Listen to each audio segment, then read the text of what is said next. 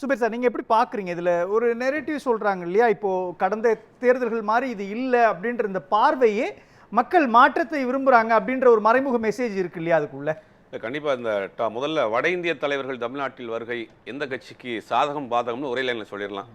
வட இந்திய தலைவர்கள் தமிழ்நாட்டுக்கு வருவதால் திமுகவுக்கு பெருசா ஆதாயம் இல்லாட்டி கூட பாதகம் கிடையாது. ஆனா அதே நேரத்தில் அதிமுகவுக்கு பெரிய பாதகம். ஏன்னா வர்றவங்க பூரா என்டிஏ சர்க்கார், மோடிகா சர்க்கார், டபுள் இன்ஜின் சர்க்கார்னு வந்து திருப்பி பண்ணிட்டு போறாங்க. தமிழ்நாட்டில் அந்த கூட்டணி ஆட்சி ஒரு கட்சி இன்னொரு கட்சியை ஆக்கிரமிப்பு பண்றதுங்கிறத வந்து எப்பவுமே விரும்ப மாட்டாங்க. அப்போ வட இந்திய தலைவர்கள் இங்கே வந்து பிரச்சாரம் பண்றப்ப அதிமுகவுக்கு ஒரு பின்னடைவா இருக்கு. இது வட இந்திய தலைவர்களை பத்தின முதல் டாபிக் எடுத்துக்கலாம்.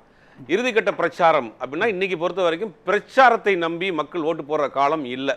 ஒரு தலைவர் போய் நின்னாரு, அவர் பேசினாரு, அவர் முகத்தை பார்த்து ஓட்டு போட்டாங்கிறதெல்லாம் கிடையாது. அதெல்லாம் அந்த காலங்கள் மாறி போச்சு. இல்லை சார், அதுல ஒரு புள்ளி இருக்கு இல்லையா, இப்போ மறைந்த முதலமைச்சர் ஜெயலலிதா ஒரு மாநாடு கூட்டுறாங்க அப்படின்னா இவ்வளோ கூட்டம், கலைஞர் ஜெயலலிதா கலைஞர் அந்த காலத்தோட விட்டுருங்க. இல்ல அதான் கேட்கிறேன், கலைஞரோ அல்லது ஜெயலலிதாவோ ஒரு கூட்டத்தை பிரம்மாண்டமா கூட்டுனாங்கன்னா இவ்வளோ கூட்டம் இருக்குது அப்படின்ற ஒரு வேவ் லென்த் கிரியேட் ஆகும் இல்லையா? அப்படி ஒரு வேவ் லென்த் இதுல பல கட்சிகள் வந்து கூட்டித்தான் வர்றாங்க.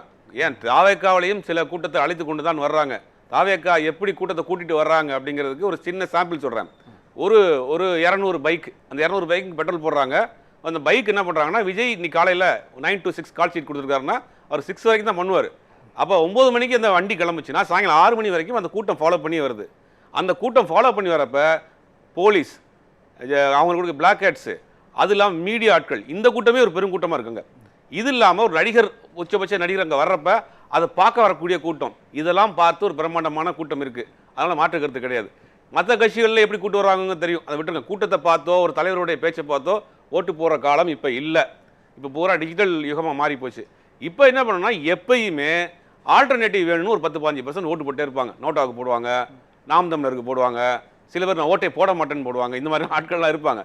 இப்போ என்னென்னா அது கொஞ்சம் கூடுதலாக இருக்குது. இந்த நோட்டாவுக்கு போட்ட ஆட்கள், நாம் தமிழருக்கு போட்ட ஆட்கள், அதெல்லாம் விஜய் பக்கம் வரும். ஏன்னா அந்த ஒரு பூசாவத்தில் வந்திருக்க ட்ரை பண்ணி பார்ப்போம் அப்படின்னு வருவாங்க. முதல் தலைமுறை வாக்காளர்கள் ஒரு குறிப்பிட்ட சதவீதம் போடுவாங்க. இப்போ தமிழ்நாடு முழுவதும் எனக்கு தெரிஞ்ச என் நண்பர்களே பல பேர் களத்தில் இருக்கிறாங்க, கருத்து கணிப்புகள் எடுத்துகிட்டு இருக்காங்க. அவங்கள தொடர்ந்து நான் பேசிகிட்டு இருக்கேன், ஃபாலோ பண்ணிகிட்டு இருக்கேன். அதிர்ச்சிகரமான ஒரு தகவல் சொல்கிறேன், பல இடங்களில் அதிமுக 3ஆம் இடத்துல இருக்குது. இது தேர்தல் முடிவுக்கு நம்மளா நம்ம ஏமாற்றிட்டு இருக்கிறோம். பல இடங்களில் அதிமுக 3ஆம் இடத்தில் இருக்கிறது. சில இடங்களில் அது எப்படி வேணாலும் மாறதுக்கான வாய்ப்புகளும் இருக்குது. இதுதான் களம். என்னன்னா, அதிமுகவுக்காக அந்த அம்மையார் ஜெயலலிதா இருக்கிறப்போ பெண்கள் ஓட்டு அப்படிங்கிறது ரொம்ப ஸ்ட்ராங்காக இருந்தது. அந்த ஓட்டு இப்போ இல்லை. இளைஞர்கள் ஓட்டு இல்லை, சிறுபான்மை ஓட்டு இல்லை, தலித் இளைஞர்கள் ஓட்டு இல்லை, தலித்துடைய சமூகத்தோட ஓட்டும் கிடையாது. சரி, இப்போ இதெல்லாம் எங்கே இருக்குது சார்? இது எல்லாமே அதிமுக பக்கம், டிவிகே பக்கம் ஷிஃப்ட் ஆயிருக்கு. டிவிகே பிரிக்கக்கூடிய ஓட்டு அதிமுக ஓட்டையும் பிரிக்கிறாரு. திமுக 3 புள்ளி வைக்கிறீங்க இல்லையா? ஒன்று இளைஞர்களுடைய வாக்கு, பெண்களுடைய வாக்கு, அல்லது தலித் இளைஞர்கள் வாக்குன்னு நீங்க 3 வாக்கு, சிறுபான்மையினர் 4 புள்ளியும் தாவேக்காவுக்குள்ள போச்சுன்னா அந்த டேமேஜ் திமுகவுக்கும் இருக்கு. அதான் சொல்றேன். இப்போ என்னன்னா, இப்போ ஆல்ரெடி ஒருத்தர் திமுக ஓட்டு போட்டிருக்காருன்னு வச்சுங்களேன். திமுகவுக்கு எதுக்காக ஓட்டு போறாரு அப்படின்னா, தான் சார்ந்த சமூகத்துக்கு ஒரு பாதுகாப்பாக ஒரு இயக்கமாக இருக்கும், பாஜக கொடுக்கக்கூடிய அழுத்தங்களுக்கு பாதுகாப்பாக இருக்கும், ஒரு வலுவான கூட்டணி இருக்கு. நாளைக்கு தமிழ்நாட்டில் ஒரு பிரச்சனை, எங்களுடைய பிரச்சனை ஒன்று வருது, டெல்லி அளவில் பேசுவாங்க, எப்படி டீலிமிட்டேஷன் முறியடிச்சாங்க, அது மாதிரி FCRA வருது, இதுக்கு தொடர்ந்துங்க ஒரு வலுவான கூட்டணி எங்கள் குரல் கொடுக்கும் அப்படிங்கிற ஒரு நம்பிக்கையை திமுக பெற்றிருக்கு. இப்போ அந்த நம்பிக்கையை விஜய் பெற்றிருக்காரா அப்படின்னா இல்லைங்க. அதான் சிக்கல். இப்போ விஜய் பண்ணக்கூடிய அரசியல் அதிமுக அரசியல், திமுக எதிர்ப்பு அரசியல். அதனால என்ன பண்றாரு, அதிமுக வாக்குல இது பண்றாரு. இன்னைக்கு கூட எம்ஜிஆர் சிலைக்கு மாலை போறாரு, எம்ஜிஆருக்கு பொம்மைக்கு முத்தம் கொடுக்குறாரு. அப்ப தன்னைத்தானே வந்து ஒரு அதிமுகவினுடைய அதிகாரப்பூர்வமாக நான் ஒரு ஆள் நினைக்கிறாரு. அப்ப இதுவரைக்கும் திமுக கூட்டணிக்கு போட்டுக்கிட்டு இருந்தவங்க அந்த வாக்குகளை விஜய் வாங்கணும்னா, இவர் திமுக செய்து கொண்டிருக்க பாஜக எதிர்ப்பு அரசியலை விஜய் கையில் எடுத்திருந்தாருன்னா எனக்கு புரியுது. இப்ப அந்த இடத்துல தான் இன்னொரு புள்ளி இருக்கு இல்லையா? திமுக அரசுக்கு எதிராக அல்லது திமுக ஆட்சி காலத்தில் நடந்த சில நிகழ்வுகளுக்கு எதிரான வலுவான குரலா அதிமுக இருக்குது. அந்த புள்ளியில தாவேகா இதுவரை போராட்ட களத்துக்குள்ள வரல, அவங்க தீவிரமான போராட்டத்துக்குள்ள ஈடுபடல. அப்படின்றப்போ எப்படி அது கண்மூடித்தனமாக தாவேகாவுக்குள்ள போயிடும்? அதுதான் ஒரு சினிமா நட்சத்திரத்திற்கான ஒரு வெளிச்சம். இப்ப நீங்க பேசுறதோ நான் பேசுறதோ காட்டிலும், இப்போ ஒரு பிரபலியமாக ஒருத்தர் பேசுறப்ப அது செய்தி பல மடங்கு போகுது. EPS அதான் பேசுறாரு, அமித்ஷா வந்து அதான் பேசுறாரு, விஜய் அதான் பேசுறாரு. ஆனா விஜய் பேசுற அந்த குரலுக்கான ஒரு வெளிச்சம் கிடைக்குது. அப்படிங்கும்போது ஈஸியா போய் அங்க சேருது, அந்த வாக்குகளை இவர் வாங்குறாரு. அப்படிங்கும் போது அதிமுக இடத்தை, அதிமுகனுடைய வாக்குகளை விஜய் அறுவடை பண்றாரு. திமுகவிலிருந்து ஒரு கணிசமான வாக்குகளை பிரிக்கிறார். இப்போ சென்னை எடுத்துக்கிட்டிங்கன்னா சென்னையில் இருக்கக்கூடிய பல தொகுதிகளில் டிவிகே டிஎம்கேங்கிறது தான் போட்டியே இருக்கு. அதிமுக நிர்வாகிகள் கடத்திருக்க நிர்வாகிகளுக்கே பல பேருக்கு தெரியும், அப்படிதான் நடந்துகிட்டு இருக்கு.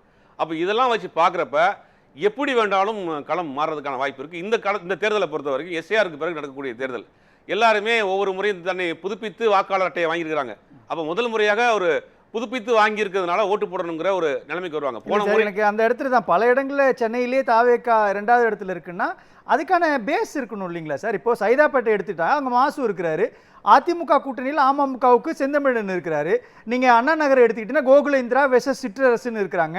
நீங்கள் திருவிக்கா நகர் எடுத்துக்கிட்டிங்கன்னா அங்கே வந்து பொற்கொடி வெசஸ் அப்படின்னு இருக்குல்ல திமுகன்னு இருக்கிற பொழுது வெறும் டி நகர் வில்லிவாக்கம் 2 தொகுதியில் தானே தாவேக்காவுடைய அடையாளம் தெரிந்த அதில் அறிமுகமான நபர்கள் இருக்கிறாங்க. அங்கே எப்படி சார் தாவேக்கா சிட்டியை பொறுத்த வரைக்கும் வேட்பாளருங்கிற முகமே தேவையில்லை, கட்சி தான் சிட்டியை பொறுத்த வரைக்கும். எத்தனை கேண்டிடேட்டோட நம்ம பேர் தெரிஞ்சு எத்தனை கேண்டிடேட்டை பார்த்துருப்போம் சிட்டியில். நீங்க சிட்டியில் இருந்தீங்கன்னா அந்த தொகுதியில் ஓட்டு போட்டுருந்தீங்கன்னா இப்போ 1000 விலைக்கு எடுத்துங்களேன். டாக்டர் எழிலன் இருக்கிறாரு, வளர்மதி இருக்கிறாங்க, அங்க தாவேக்கா யார் இருக்கா? அங்க திமுகங்கிற ஒரு ஃபேக்டர் தான் அவங்க பெருசா ஈடுபடுமே தவிர அங்க வந்து இல்ல நீங்க செகண்ட் பிளேஸ்ல தாவேக்கா இருக்குன்றீங்களா? சொல்றேன். விரல் விட்டு என்னன்னா கூட சிற்றரசு திமுகவுடைய முக்கியமான முகமா இருக்கிறாரு. செந்தமிழன் முன்னாள் அமைச்சராக இருந்தாரு, வளர்மதி, கோகுலேந்திரா எல்லாருமே முன்னாள் அமைச்சர்கள் இருக்கிற இடம் இருக்கிறாங்க. அந்த அதிமுக அரசியலை விஜய் பண்றாருங்கிறது தானே அங்க போது ஷிஃப்ட் ஆகுது ஓட்டு. திமுக எதிர்ப்பு அதிமுக விட தீய சக்தின்னு ஒரு பேசுறாரு. திமுக எனக்கு எல்லாமே திமுக தான் காரணம், எங்க வீட்டுல பைப்ல தண்ணி வரலாம் திமுக தான் காரணம், எனக்கு தூக்கம் வரலாம் திமுக தான் காரணம்.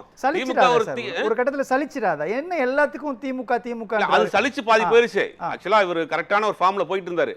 ஆனா எல்லாத்துக்குமே திமுக ப்ளேம் பண்றதுனால கொஞ்சம் குறைஞ்சிட்டாரு. இல்லைன்னு முதலிடத்துக்கு கூட வர்றதுக்கான வாய்ப்பு இருக்கு. சரியாக அரசியலை விஜய் ஹேண்டில் பண்ணியிருந்தாருன்னா பல மாற்றங்களை உண்டு பண்ணிருப்பாருங்க. அவர் எடுத்த தவறான முடிவுகள், தவறான சில விஷயத்தை அவரை ப்ரொமோட் பண்ண விஷயங்கள் வந்து அவர் மேல் ஒரு நம்பிக்கை இழந்திருக்காங்கன்னு வச்சுங்க. அதையும் போயிருந்தாலும் அவர் முன்னணி இடத்துக்கே வந்திருப்பாரு, 2ஆம் இடத்துக்கு முதல் இடத்துக்கு வந்திருப்பாரு. அவருடைய செயல்பாடுகள், அவருடைய சில விஷயங்கள் வந்து மக்கள் மத்தியில் ஒரு முகம் சுளிக்கக்கூடிய அளவுக்கு போனது. ஆக்கப்பூர்வமாக எதையும் பேச மாட்டேங்கிறாரு, இப்போ பாஜக நோக்கி பேச மாட்டேங்கிறாரு, பொதுவான ஒரு பிரச்சனை பேச மாட்டேங்கிறார். அப்படிங்கிறப்ப அந்த வாக்குகள் இங்கே ஷிஃப்ட் ஆகல.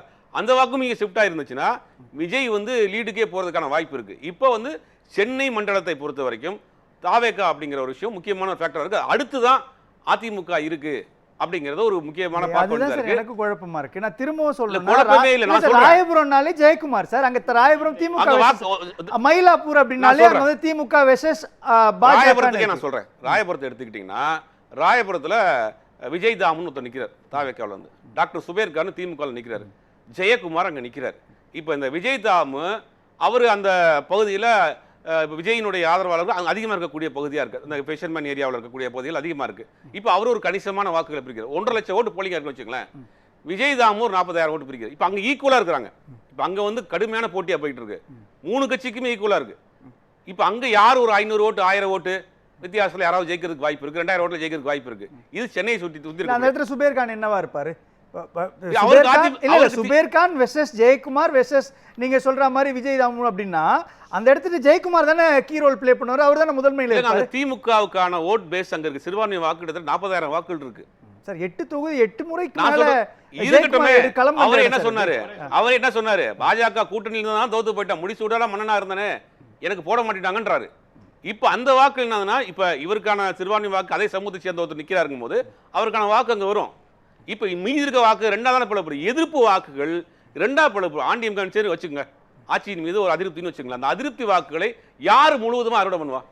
அந்த முழுவதுமாக அறுவடை பண்ணாமல் 2ஆவது பிளவு பண்றப்ப திமுக ஒரு கெயின். சரிங்க சார், இதுல இன்னொரு புள்ளி இருக்கு இல்லையா? ஒருவேளை நீங்க சொல்ற மாதிரி தாவேக்கா 2ஆவது இடத்துல வருதுன்னு வச்சுக்கோங்களேன். பிரதானமாக தமிழ்நாட்டை அதிக முறை ஆட்சி செய்தது அதிமுக. அவங்க இந்த முறை வருவாங்க அப்படின்ற நம்பிக்கை எல்லா மக்களுக்கும் இருக்குதுன்னு வச்சுக்கிட்டாலும் கூட தாவேக்கா ஆட்சியை பிடிக்குமா? கூட்டணி ஃபேக்டர் இல்லை, ஸ்டார் கேண்டிடேட் இல்லை அப்படின்றப்போ அந்த கம்பேரிசன்ல அதிமுக தானே ரோல்ல முன்னாடி வந்து நிற்பாங்க.